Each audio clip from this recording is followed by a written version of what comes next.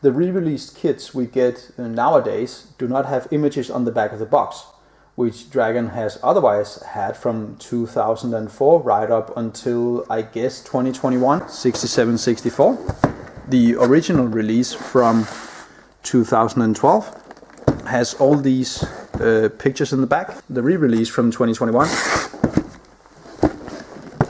does not. These bottom pictures mainly serve to sell the kit by showing its features, but they actually also assisted in the building process. The 3D renders would often show different angles and zoomed in images of a specific part of the finished model, and so would supplement the instruction sheet.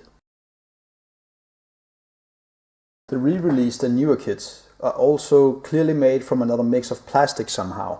All the new releases are in a lighter shade of grey. I would opine that the older, darker sprues were easier to work with, as the small details are more clearly visible. But from building the Panzer IV Super Kit in its re-released state, as well as the Panzer IV F1, my impression is the parts seemingly have the same level of detail and sharpness as the older releases.